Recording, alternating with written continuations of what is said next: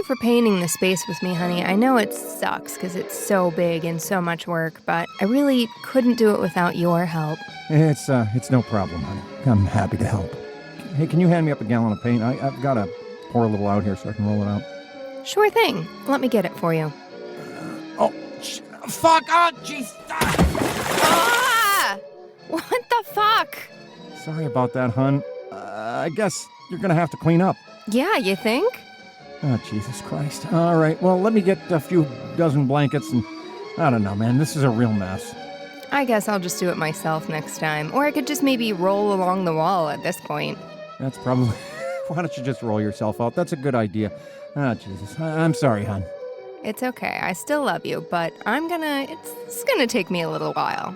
So you just keep working. Screw that noise, hippie. I'm gonna go do the pod.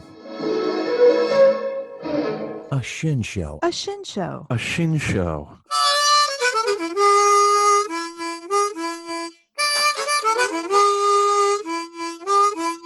A shin show. A shin show. A shin show. Anyone can become a professor. Yes, that's true. With the proper educational attainment, a professorship is just being willing to teach. That's all it is. Yeah, no, I don't think she got the proper educational attainment. They're just like, hey, you want to be a professor? You just want to say wrong shit and be the corniest bitch alive? Listen, I want this woman to just combust in a cloud of bees. I want that for this woman. Why? Dude, oh my God. The kind of shit she says. Well, let me give you an example. There's a Mycenaean piece of pottery that is engraved with a picture. First off, she just makes these insanely wild assumptions about what they meant when they made this. And she goes oh yeah, you can just practically look at the way they have their hands cupped to their mouth. You can hear them shouting. You can feel being in the fields with them. You're transported. No, you're not. Hey, no, you're not. And no, you can't. You cannot hear them shouting. It's not that good. No, you can't. Calm down. And then it's all this, whoa, oh my God, it's so good. Oh, I just want to cry. Ah. Calm down. Calm down. You're enraging me. And yet, if you approach this problem appropriately, you will be rewarded. What are you talking about? I'm talking about all you do is say the exact same thing. Oh my God. That's what I'm going to do, but obviously that's what I'm going to do. I'm going to get a good grade because I'm just going to regurgitate this fucking drivel back to her. But at the end of every college class, they have that thing where you anonymously give tips and tricks to the teachers, what they could have done better. All my other classes in college, I just never even bothered. I'm you're the professor. You know what you're doing, whatever. She better pray to Christ there's a character limit on this thing because I am going to rip her in fucking pieces. Yeah, they call that a student survey, son. By the way, I listened to her lectures at double speed. First off, if I had to listen to her talk at normal speed, I would just get up and walk out of the class. You know what? Just fail me. I'm done. Go ahead and fail me. But you know what else I would do? I guarantee you she would not talk like this or do this shit if there was a classroom full of students, because I would bring a backpack, and in that backpack would be one canister of gasoline. And I would just open the backpack and pour it all over myself and be like, you did this, and just light myself on fire. Like the Buddhist monks did in Vietnam to protest their discrimination by the Catholic government. Like Gandhi did. No, he didn't do that. He didn't. To my knowledge, he didn't. But someone did in India, right? They were lighting themselves on fire because of the British. Sure, whatever. Definitely in Vietnam. And I don't mean to culturally appropriate India, because I don't know if they ever set themselves on fire in India. Doesn't matter. It's about to happen in America. Poor Taylor, dude. I have to pause the lecture every 10 minutes and be like, stop making these wild assumptions about this art. So they were definitely meaning to do this. Also, there's a sculpture, the Riasi Warrior. It was a fucking colony in Italy. It was a Greek colony. In Italy. In Italy. What is now Italy? At the time, it was Greece. Yeah. It was the New World, according to Greece. Fucking dipshits. But they didn't even have satellites. What a bunch of morons. This fucking sculpture is of a man, and he's nude because heroic Greek nudity was a thing. Also, she's nudity, there was no shame in Greek society. They exercised nude. The male form was seen differently than it is today. I'm yeah, they were also fucking little boys. They have sculptures of naked little boys because they was fucking them. Let's not leave that out. That was a thing. Look, we're trying to focus on the beauty of the art, son, not the dark beauty side of the nude little boy form. Sure. I don't celebrate that. National Association of Man-Boy Love. I was never a member. Sure. Anyway, so this Ryasi warrior, it's a bronze sculpture of a man who's a warrior, and he's kind of muscular, but he looks like a man in his athletic prime. And she's just going on and on like, yeah, they just do over the top, ridiculous, like the perfect male form. Obviously, no one looked like this. It's impossible. I'm like, yes, they did. Like, that's just a dude. It's just a guy. If you were in Greece and you were a warrior, you would have a little bit of muscle on you. He doesn't look like goddamn Mr. Universe. It's just a dude. It's not over the top. It's not unattainable. Like, stop saying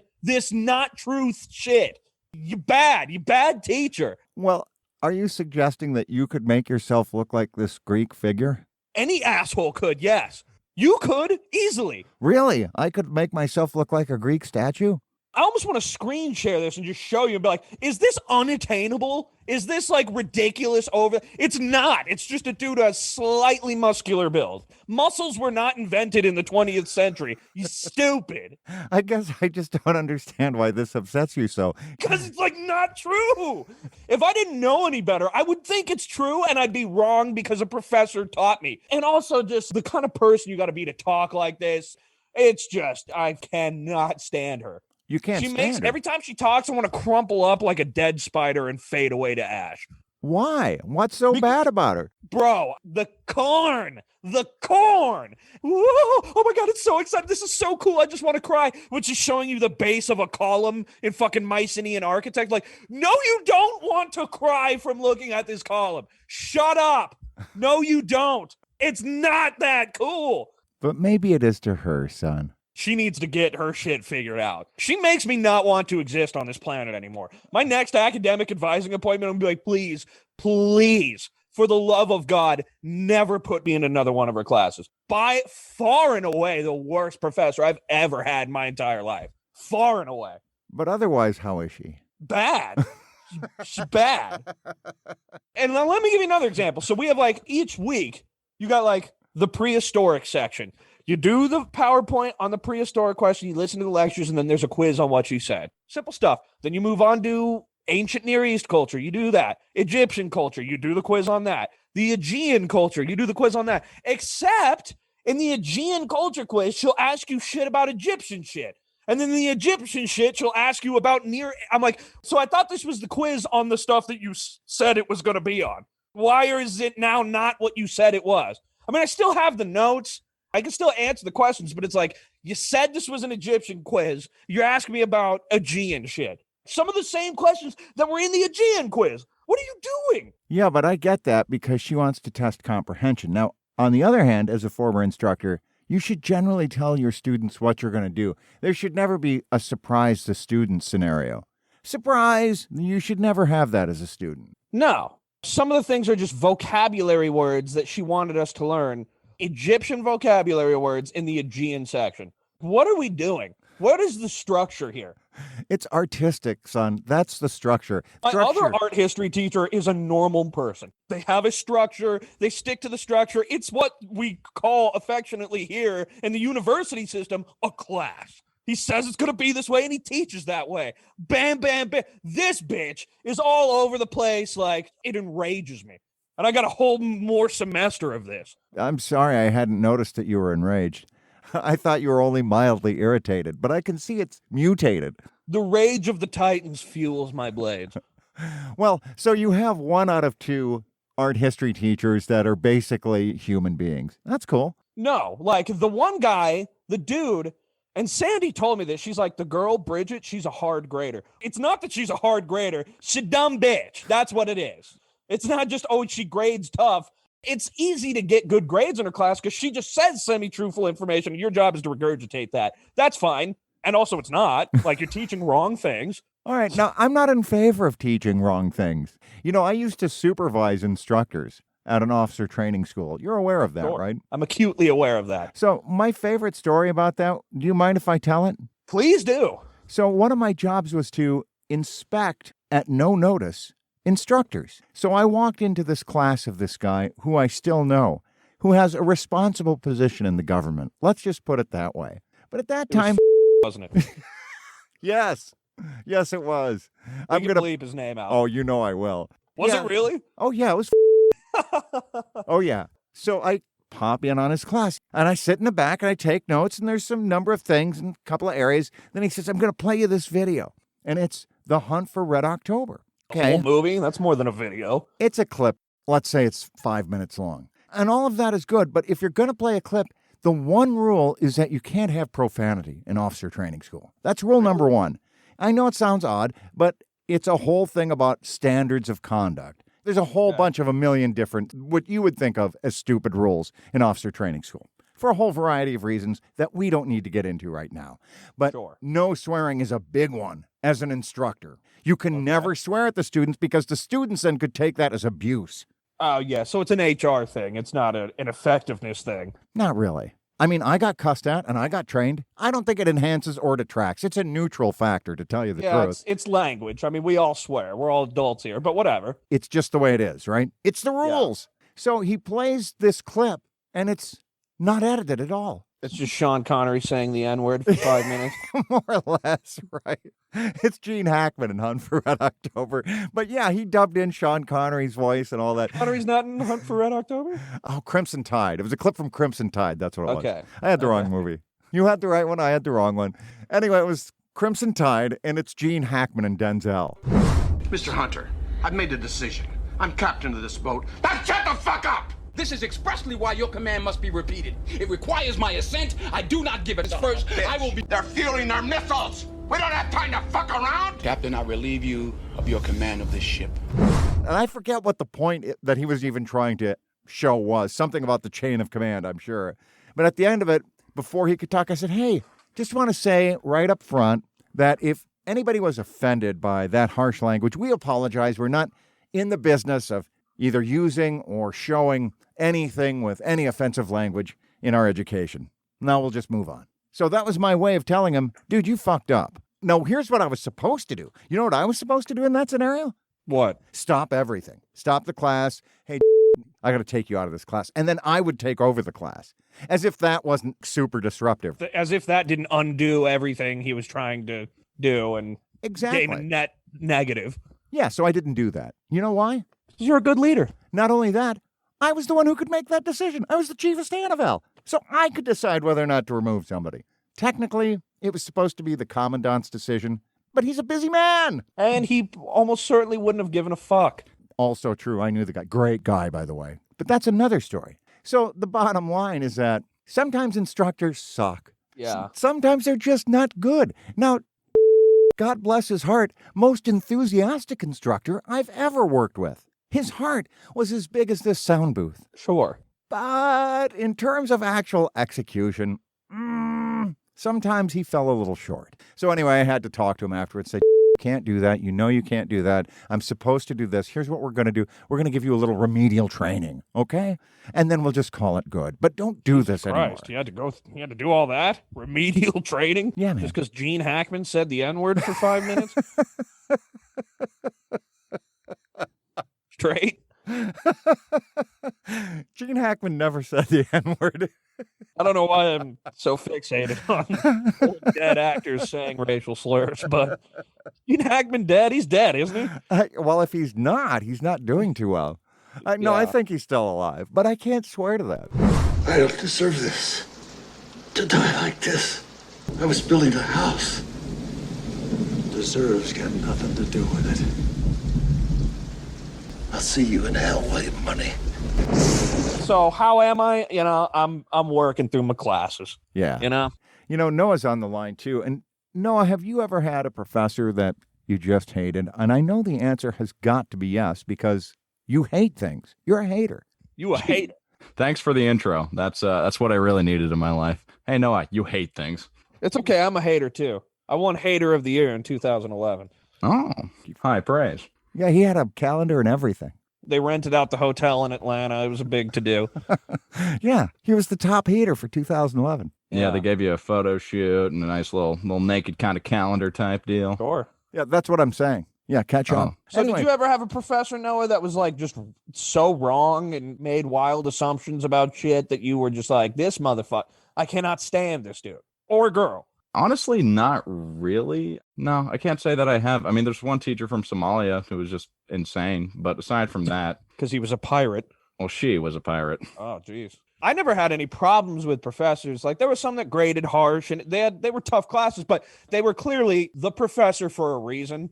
This woman, I swear to God Almighty, if you had to listen to her, if I were just to play some of her lecture, you would want to curl up and die and just stop existing. I want to erase this woman from history. Her entire existence should be dashed from the record. That sounds like a death threat. I'm sure you want to retract that. I don't want her to die. I'm just saying when she does die of natural causes, surrounded by friends and family, many years from now, after we've gone our separate ways, I mean, we've never even fucking met. Thank God. Oh, man, dude, the student review at the end of the semester, I'm just saying, she better hope that I cannot type a 15-page essay, because I will. But you're going to give your other professor a good review, correct? I'm not even going to do it. A good review is no review at all. If I don't leave you a review, then it's like there's nothing to review. You did good. You're the professor. You don't need any tips from me. I'm the student. That's a great attitude. I will tell you, though, I got mercilessly reviewed by students for years. I'm sure you did. Would you like to hear my favorite review from a student ever? Yes. When Captain Shin doesn't know the material, he just begins telling stories. Well, that was my favorite because that's an accurate description of my teaching technique. That was a personal attack. No, that was the most accurate critique I ever got. Well, I mean, what are you supposed to do when you don't know the material? You got to bullshit. You've got to tell a tale of their own heroism, typically. That's why students loved me. Sure. That sounds like, honestly, half the teachers and professors I've ever had. Like, there was this one dude who taught my pre-calc class that worked at Amazon, and all he did was come in and bitch about his job at Amazon. Like, that's all he ever fucking did. And then he was But like, if you yeah, can go get read the a book. good grade from that, then please bitch away. I'm sure a lot of my students felt that way. Well, if, I just listen to Captain Shin bitch, eventually he'll be over it, and then I'll do my thing. Yeah. Let me give you another example. Of your hatred of your professor. Yes, dude. First off, and I may have already said this, but we were talking about ancient Near Eastern art, which means the Persian Empire. Sure. Okay. Of which you Now, know I happen something. to know. Yes, you know a thing or two. I know a ting or two about the Persian Empire. You've listened to hours and hours and hours of Dan Carlin, read countless Wikipedia articles. You're practically a professor of Archimedean studies. Well, I wouldn't say I'm practically a professor, but I know when you're wrong. You know what I'm saying? When you're saying things that did not historically happen, I know. Sure you do. Which I wouldn't if I was just some jack-off student like I was years past. Like, if it were not for my extracurricular shit, I would just assume that this woman was telling the truth and be wrong my whole life. This is dangerous. I mean, it's not dangerous, but it's like... Yeah, it sounds really dangerous. If someone has the wrong appreciation of Archimedean art, God knows where that'll lead them. What rabbit hole? It's not the art. She's just like, okay, so Cyrus was the first king of Persia, the first emperor who was like... It's like, okay, that's true. We're all good here. And then she's like, and then his son Darius, oopsie, no, his son was not Darius. Darius was not the emperor after him. He was not his son. It was not related to him in any way. The only relation Darius had to Cyrus was that he married his daughter, but Cyrus had two sons, Cambyses and Bardia. The truth is way more interesting than her just lying, Well, her just being wrong. Listen, a lot of times you hear about Darius on the street, son. You get it on the street and then you assume it's real. And then next thing you know, you're teaching it in an art history course. Which brings us back around to any asshole off the street can be a professor now. It does bring us around to that, doesn't it? I'm sure she's it's very UNO. well qualified. I shouldn't be surprised. It's UNO. It's the University of Nebraska at Omaha. So, you get what you get. Well, you could go to another school if you were willing to move. It's not fucking Cornell, so I don't know why I don't know why I expect any professor to be learned or accurate in any way. Well, would you like to try Creighton? It's just up the road, and it's a better reputation. Sure, it's more expensive, but you don't pay for it. It's true. Could I do that? Yeah. Make that? Shit, yeah. You can go to I don't Creighton. want to, but It would be hard. Fuck that, right? it's fine. I just get so many times I have my pen up and I just throw it down in frustration. Like, are you fucking kidding me right now? Especially when she goes, whoa, so amazing. You can hear their voices. You're practically taken there. You look at the architecture and you are transported to a coast on the Aegean Sea. Hey, no, you're not. No, you are not. It is not that good. You cannot hear them. Like, fucking calm down. You're telling her to calm down? No, that's funny. I'm feeding off her energy in the exact opposite way. You remember The Mummy? Yeah, You remember the scarabs that get under your skin? sure. You know, and you're all scratching at them, which I thought was real when I was a kid. Oh. So glad that's not real. Yeah, congratulations on that not being real. Yeah, I want this bitch to go on an expedition with all her excitedness to a pyramid at Giza and unearth a previously unknown sarcophagus of a pharaoh and think she's on some cool shit, and then scarabs from The Mummy just come out and eat her alive from the inside out. Right, and then Brandon Fraser comes to save her in his sexy ways. There you are. You could play hide and seek. Come on, let's get out of here. Whoa!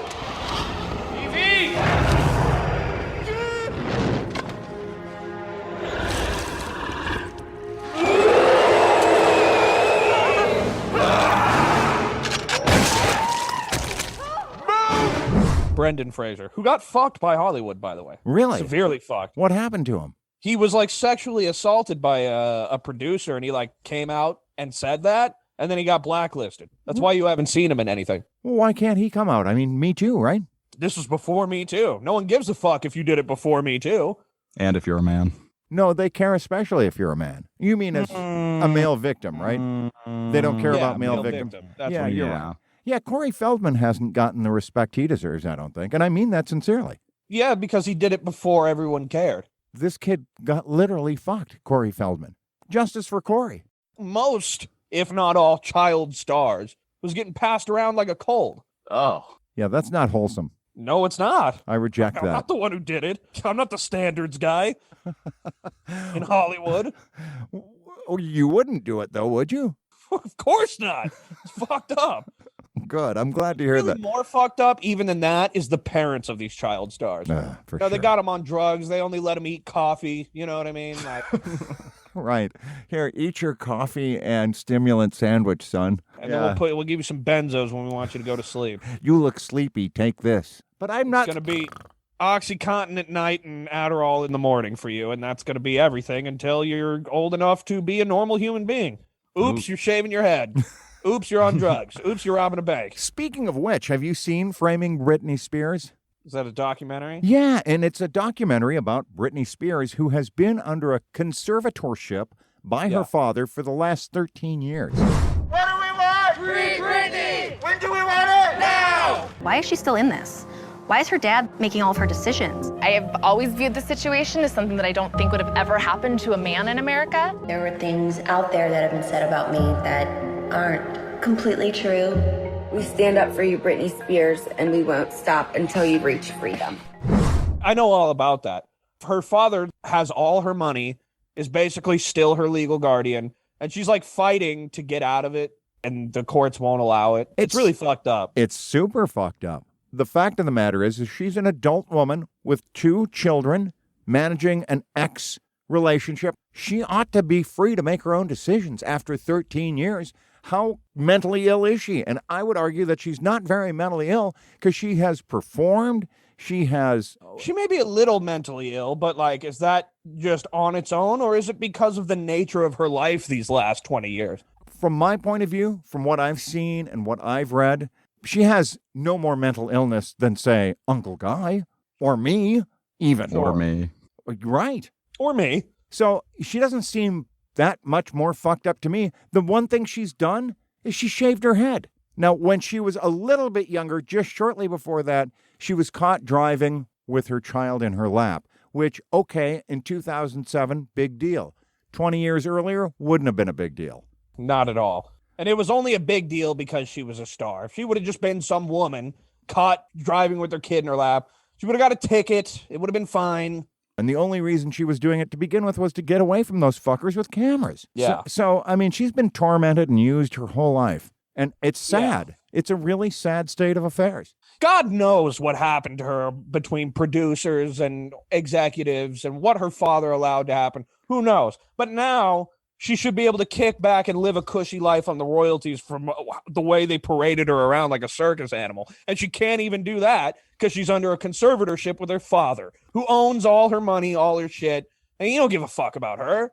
Now, she's 38 years old. She's an adult. She should be able to do what she wants. Why should whatever she did back in 2007 or 2008 be a life sentence? She's served 13 years. Give her life back. And I will tell you, you asked, hey, how far it goes back. There is video of Britney Spears when she's 10 years old on Star Search. And Ed McMahon is telling her, hey, will you be my girlfriend when you grow up? She's been the subject of creeps and the object of creeps her whole life. Sure. It's just not right. It's a darn shame. She's been used, bought and sold as a commodity just as much as Marilyn Monroe. In fact, in many ways, she's a Marilyn Judy Monroe. Garland. She's a Marilyn Monroe and Julie Garland all wrapped in one for the 21st century. Yeah, Judy Garland had it bad. When I was talking about, oh, yeah, we give you OxyContin to go to sleep and Adderall to wake up, her mom was seriously doing that. Only it was, the 50s version of those drugs. I don't know if they had exactly name brand. Yeah, they had meth. They had meth in the 30s. Sure. Nazi Germany ran on meth. And Japanese kamikaze pilots were allegedly given a shitload of meth. I believe it. Which makes sense. That'd be a good way to convince someone to be a kamikaze pilot. Just get them all strung out on dope and then just tell them whatever. They'll believe it. You haven't slept in 14 days. You'll believe whatever. Well, there's a school of thought that says one of the reasons that Adolf Hitler became so erratic and incompetent as both a general and geopolitical figure in 1943 onward is because of the vast amount of meth that he was being administered by his private physician. I heard it was a cocktail. I heard it wasn't just meth. It was the whole fucking shebang. Sure it was. I've heard that too, and I believe it to be true. When you're literally being a cartoony supervillain trying to take over the world, you need a little help. I guess so. Yeah, that makes sense. You need a little pep in your step. Right. Just that added extra oomph to make you extra evil. Although I heard, he wasn't exactly super genius #1 before the drugs. Some of the stupid characteristics he had, or the character flaws in terms of, a lot of character flaws, but in terms of your good decision-making and planning strategy, he had those flaws before the drugs. The drugs just exacerbated them. Yeah, that's undoubtedly true. He wasn't exactly anyone's idea of a Superman. He was an opportunistic cat who was in the wrong place at the wrong time, or the right place at the wrong time, in many different ways. But what he was for sure was the greatest facilitator of evil that the world knows. Well, I understand. Yeah. You can look at Genghis Khan, and you can look at all these historical examples. I get it. But from a 20th century industrial standpoint, Hitler's evil stands alone simply because it was the first and worst time that really industrial processes were used to kill human beings on an industrial scale. And no one can be unaffected by that. Still, to this day, it's one of the most traumatic events in human history. In Hitler's early life, he actually was an artist. That was his thing. That was a shtick. Yeah, he was a shitty artist. Bad artist. Couldn't get into the academy for drawing. People say that panel, the board of people who review your art and let you in, allegedly were Jews. And that fueled his hatred of Jewish people. No. Well, he imagined them to be that. They may or may not have been that. There's several biographies that will tell you whether they were or they weren't. It doesn't matter, ultimately. Yeah. They were going to be Jews to him no matter what. Yeah, he adopted anti-Semitism as really the rallying point for his entire ideology. But, the reality is that anti-Semitism predated Hitler. Hitler didn't invent anti-Semitism, and it didn't end with his death either. So Egypt, Russia. The list is endless. And the point is that anti-Semitism is always wrong because it's always incorrect. 5,000, 6,000, how many years you want to go back, people have been hating the Jews. Guess what? They're still here. So obviously you hate the Jews. You're doing something wrong. You're doing something dumb. They're the chosen people. It's right in the fucking name. They're the chosen ones. Why you want to fuck with the chosen ones? I never understood that. Well, people hate just people. You're always looking for a group of people to blame shit on. Now, the Jews are up there on the scoreboard just numerically more than most. They're the classic scapegoat. And it makes no more sense and is no more fair today than it was in 15th century fucking Russia. It doesn't make any sense now. Didn't make any sense then. It's just a way to say you're different from me, so therefore I hate you. Mind if the Jew gets a word in? Oh, yeah. Hey, go ahead, Jew. Yeah, I just want to say, preaching to the choir over here. I get called a dirty Jew every day at work. Do you really? Oh yeah. What's an HR department? We don't have those in fucking construction in the South. Well, yeah, but how do they even know you're Jewish? Did they just say that, or have you identified yourself as a Jew to them, and now that they mark you out for the Star of David treatment? Yeah, I mean, I'm open about being Jewish because, you know, why shouldn't I be?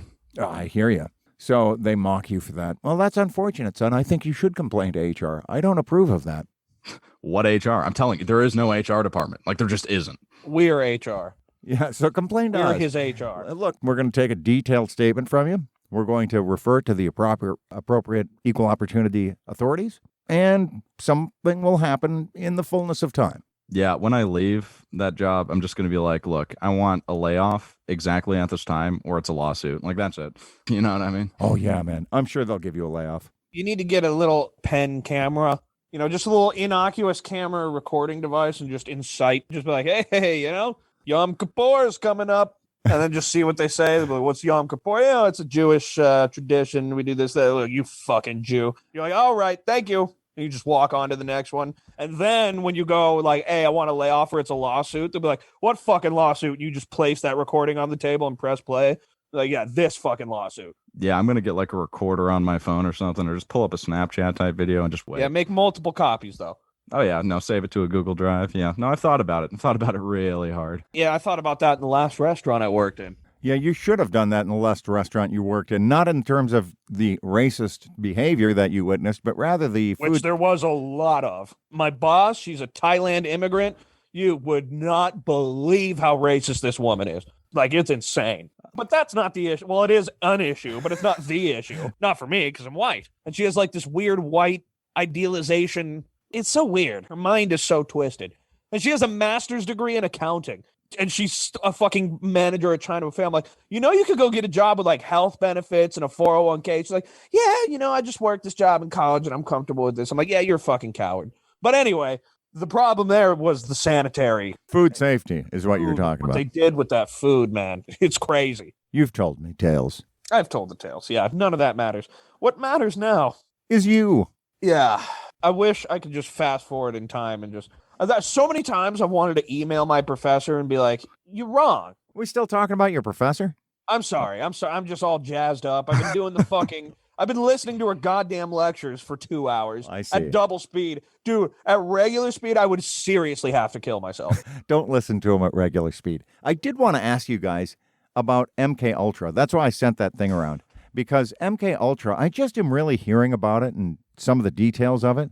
And oh, you mean when the U.S. government experimented on its citizens? Yeah, there's a book I read. It's called Acid Dreams. I can't remember who it's by, but it details all of MK Ultra, exactly what they were trying to do, what they did to prisoners, to mentally handicapped people, black prisoners. I can tell you all about it. I researched it a lot. My question is, first of all, why did you research it?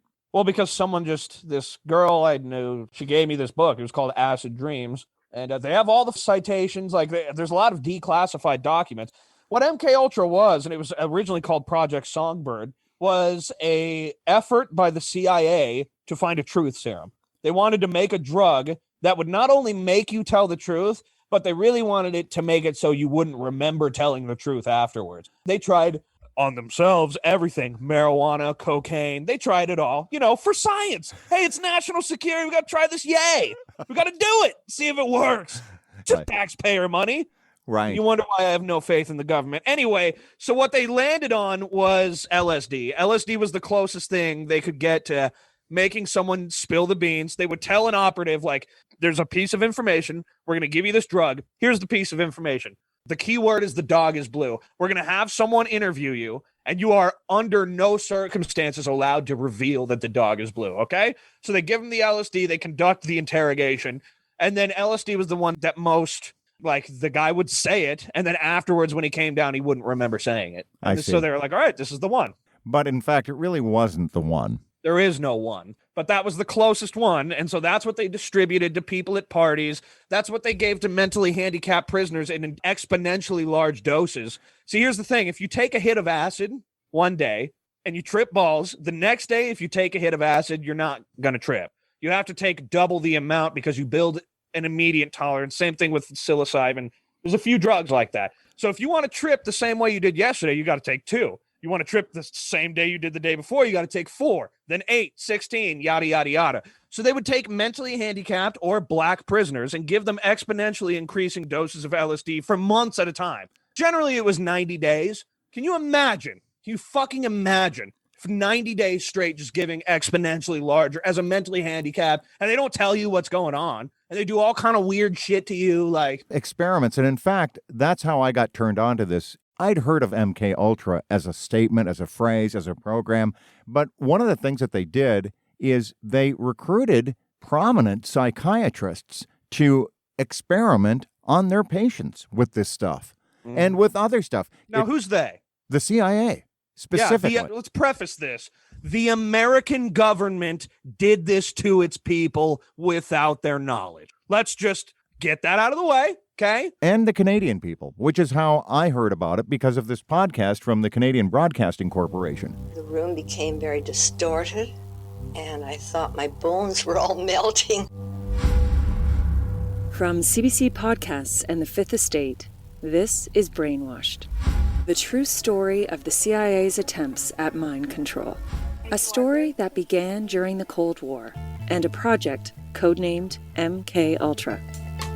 Tonight we report on a secret CIA research project carried out in Montreal in which mental patients felt they were used as the CIA's guinea pigs. And so they expose the fact that one of their most prominent psychiatrists, who was also an American, by the way, he was an American, he was a Canadian, he had some dual citizenship. He received funding from the CIA to experiment. Taxpayer money. You know, he destroyed people's lives with that shit. Sure. Now, that particular psychiatrist believed that he was trying to find a cure for schizophrenia, and oh my God, created fucking schizophrenia. Yeah. You're saying my people were involved in this? Yeah, Damn they it. were. Yeah, but they're not as complicit as the American government. This was all started by the CIA and conducted on its own people. It was, but it was also conducted and paid for by the Canadian government as well, according to this podcast. Sure. This is one of the many things when I say, hey, there's no hope. Not only is there no hope for America, but also like the government never cared about you. They will fuck you every chance they can. They will experiment on you. They will do horrible things to you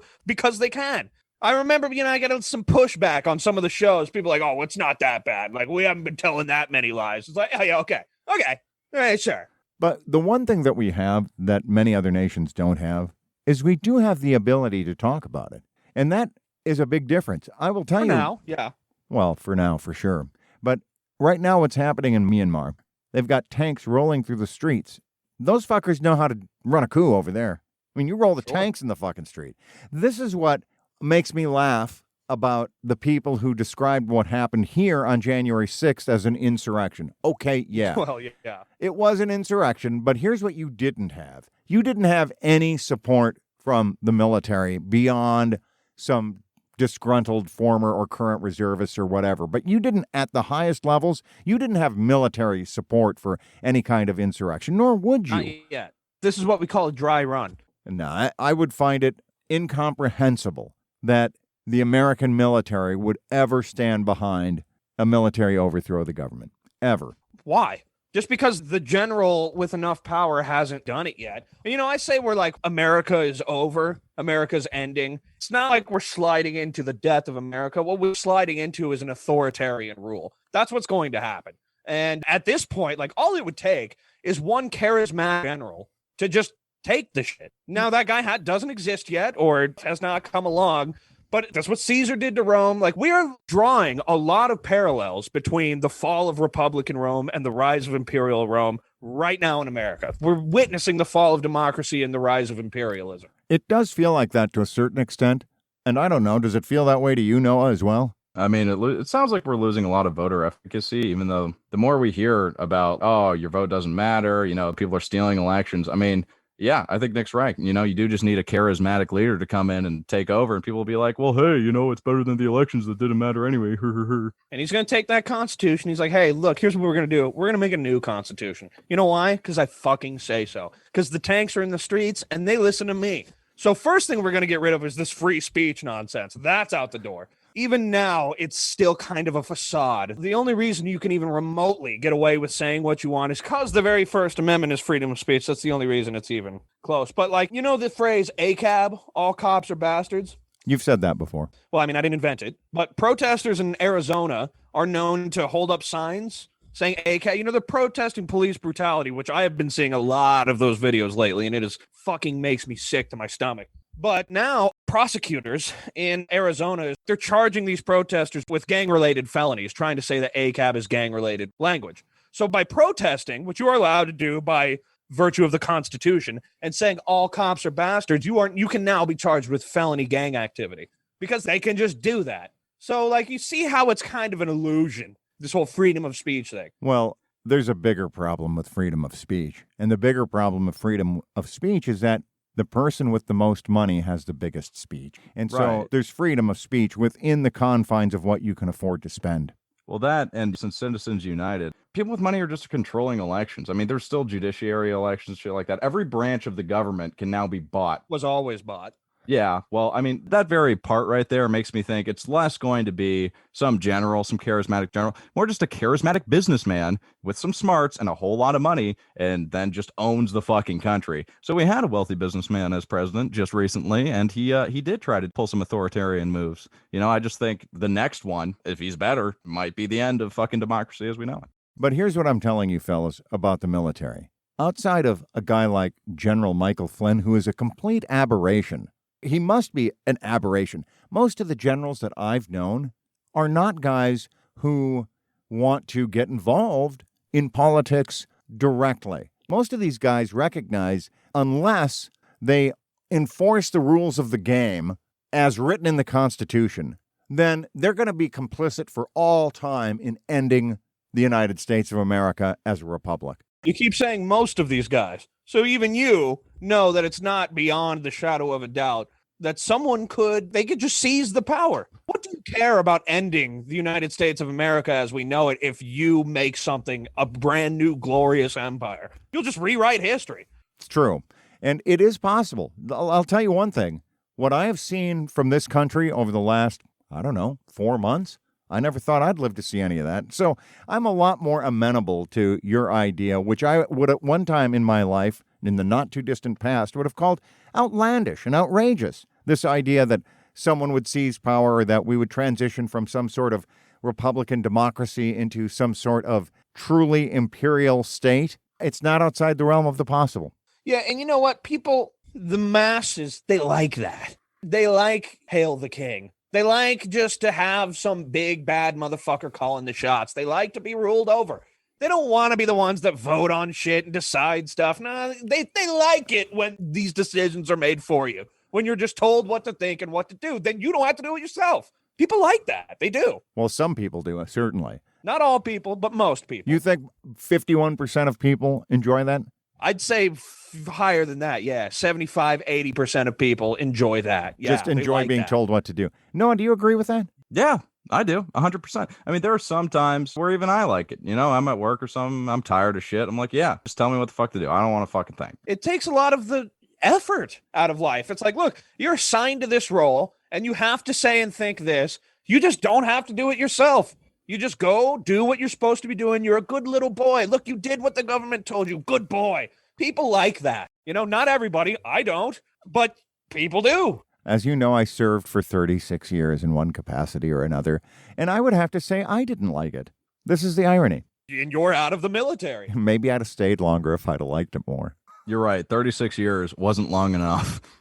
Well, it was a trial run. You obviously liked it enough to stay in it for 36 years. So what does that really say? What it says is that I have a long tolerance for trial runs. Yeah. Well, and you've said that the military provides structure for you. You don't have to figure out what outfit you're going to wear. You don't have to figure out what job you're going to go get. They give you orders. I'm not saying you're like a sheeple or anything. I'm just saying, like, it takes a certain degree of willingness to accept authority. Well, and like it just makes, in a way, from one perspective, from another perspective, not, but from one perspective, it makes things easier just to have it all laid out for you. You're going to do this. And you're like, okay, I'm going to do that. Good. I don't have to figure that shit out. You know, there's been studies about what kind of personality responds to that sort of lifestyle. And it turns out, as you might imagine, it's conservative people. Conservative people are comfortable with authority, with structure, with being told what to do.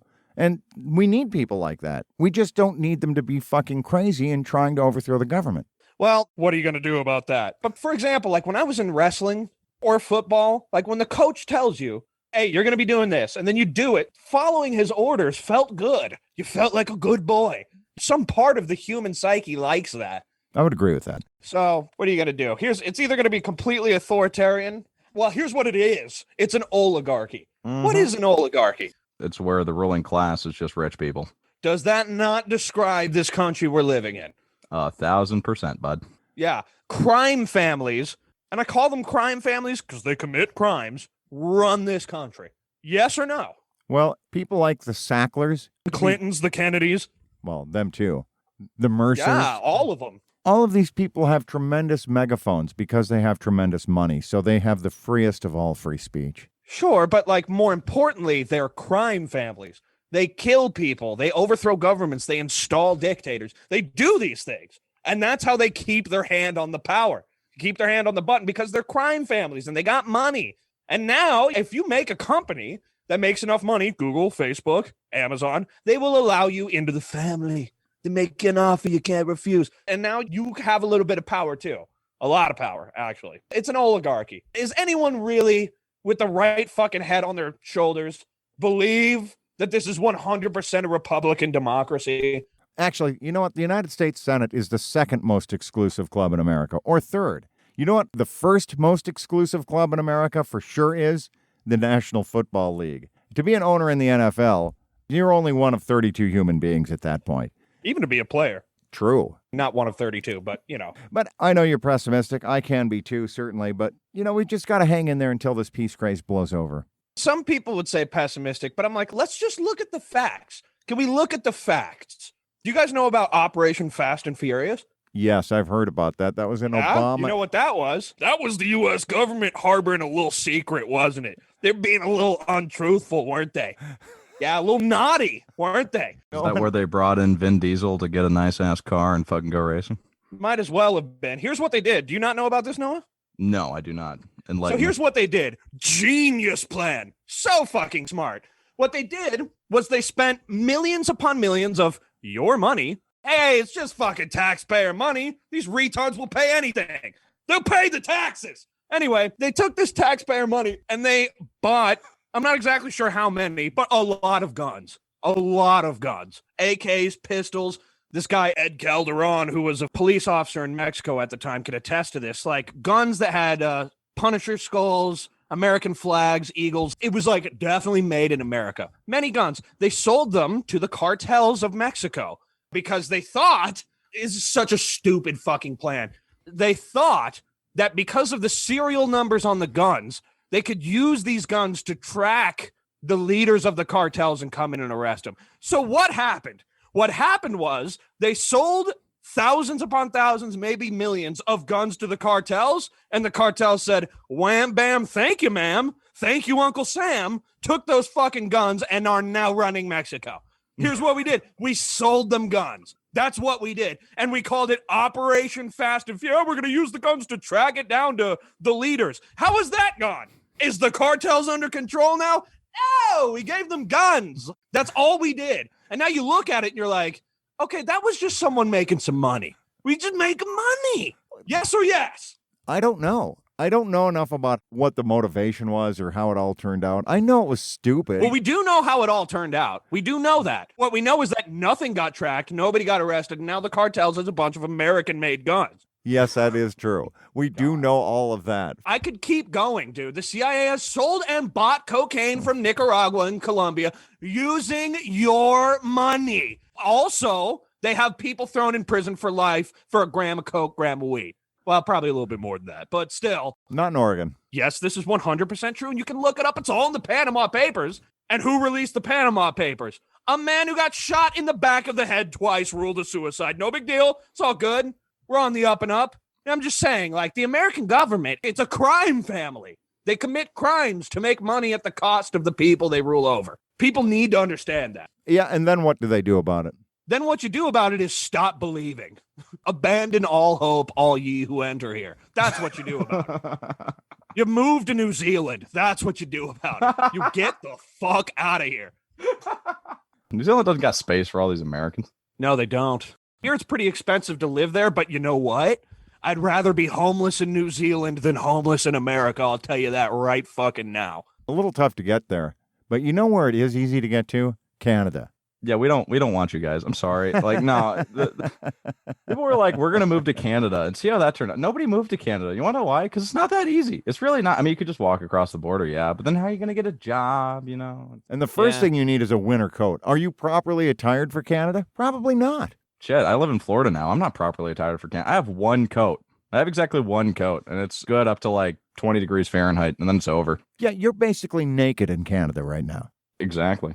Yes. But I am sexy in this flannel. Oh, you know that's right. And Canada's got its own problems, sure, but, well, I don't know, actually. I don't really know the cloak and dagger that Canada's involved in. But, you know, the literature does not suggest that it's nearly as bad as America. I'll tell you that. We've definitely never sent people into democratically elected governments, had them overthrown, and then installed fascist dictators so we can go in there and liberate them. Canada's never done that, to my knowledge. Has America done that? Yes!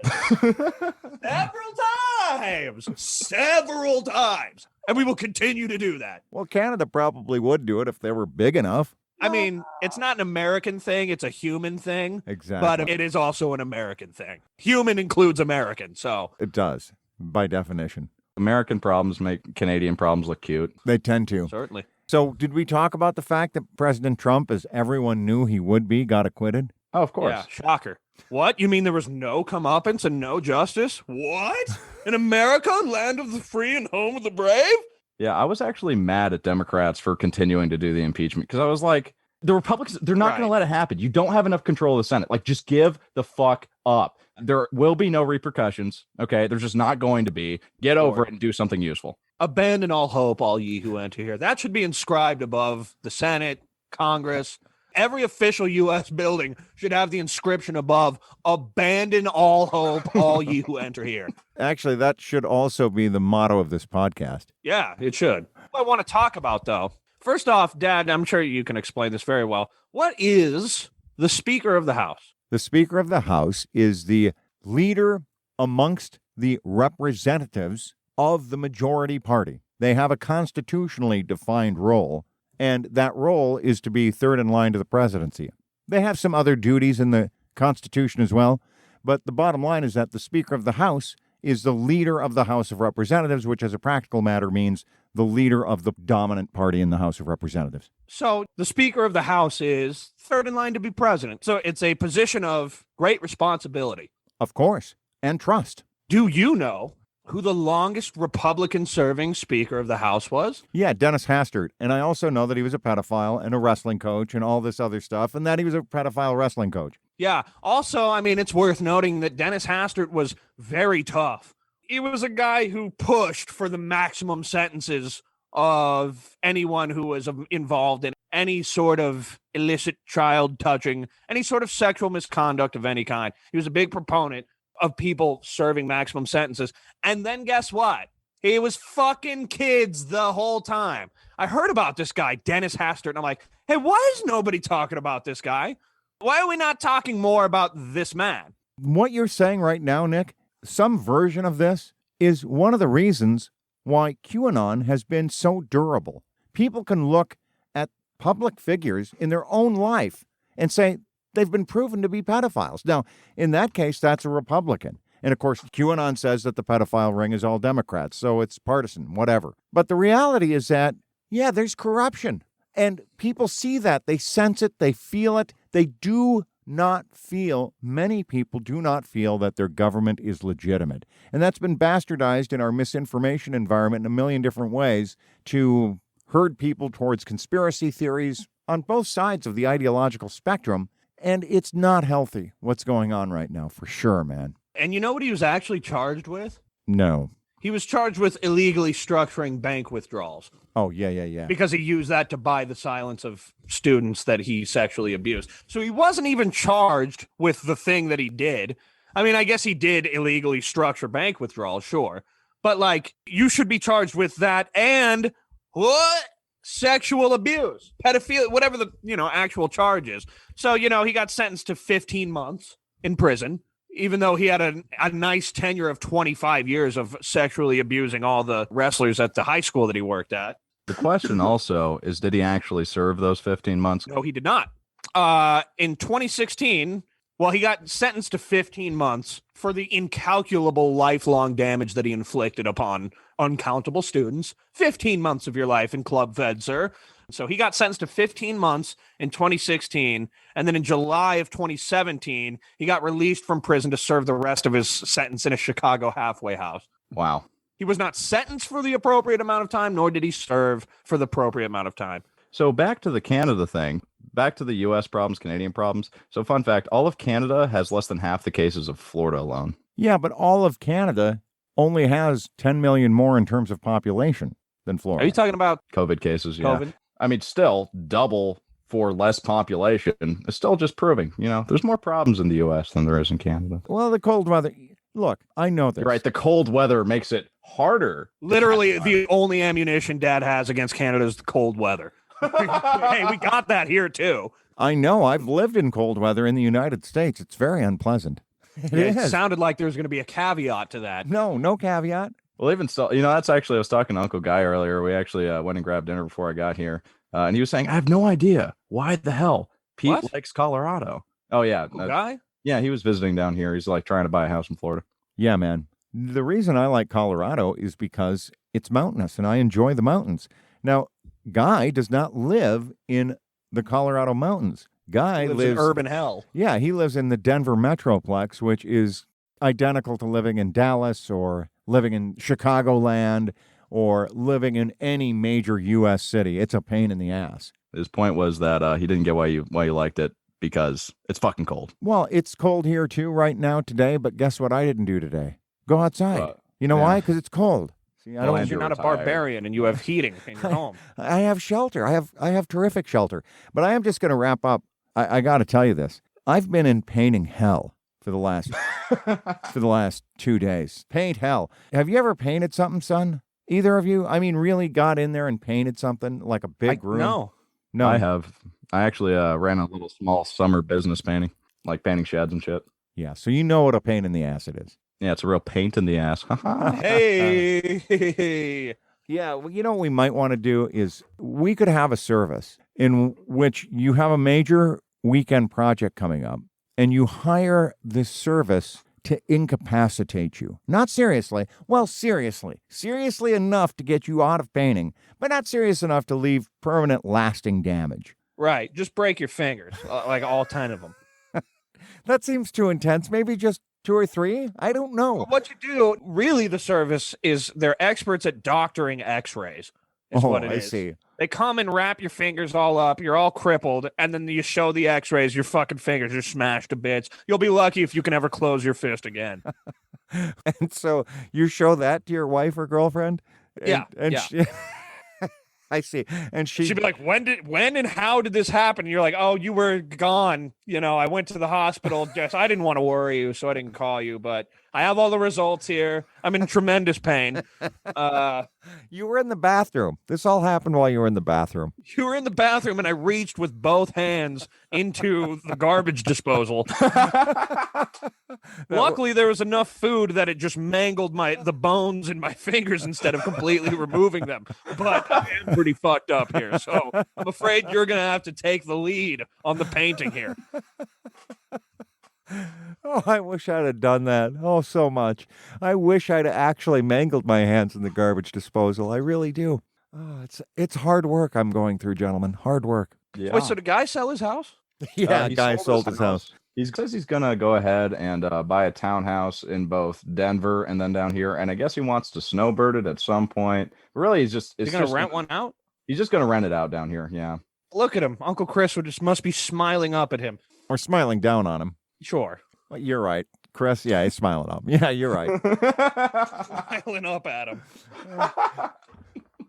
Yeah, I just got that, and you're correct. I'm no real estate agent, but I wouldn't have sold my house. Seems like the property value's only going to go up in Colorado. Oh, Nick. It's so funny. Guy and I, of course, had that exact same conversation. But you know what? It's his life. It's his money. He likes doing things. He likes selling his homes. He likes buying his homes, and then he likes selling them. He's good at it. I mean, it's not like he didn't make any money, I'm sure. I'm sure he made some scratch. He made plenty. You're right. You know what it is? It's none of my goddamn business. That's what it is. I hope it works out for him in a way that brings him happiness. But it won't, because that's not how he rolls.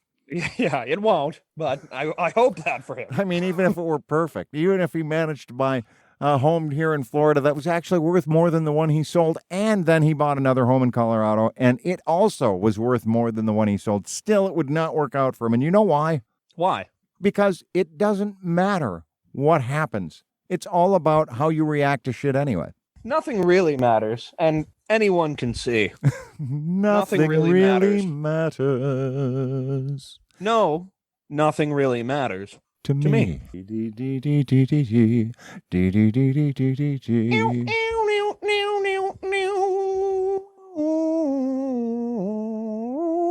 Anyway the wind blows.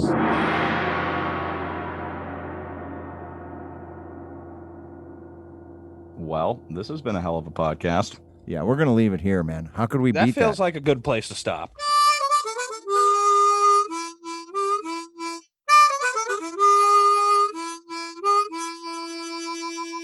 A Shin Show is a production of Shinfluence. It features the voices and opinions of the Shin family, which are entirely and exclusively their own. Join us each week on Apple Podcasts or wherever you get your podcasts. Thanks as always to our regular listeners. We love to hear from you, so if you have a question, comment, recommendation, or idea you would like to submit to a Shin Show, please email us at ashinshow@gmail.com, and we will be happy to ignore it, belittle you publicly, or steal your ideas if you actually have a good one. Thanks for listening, and we'll see you next week.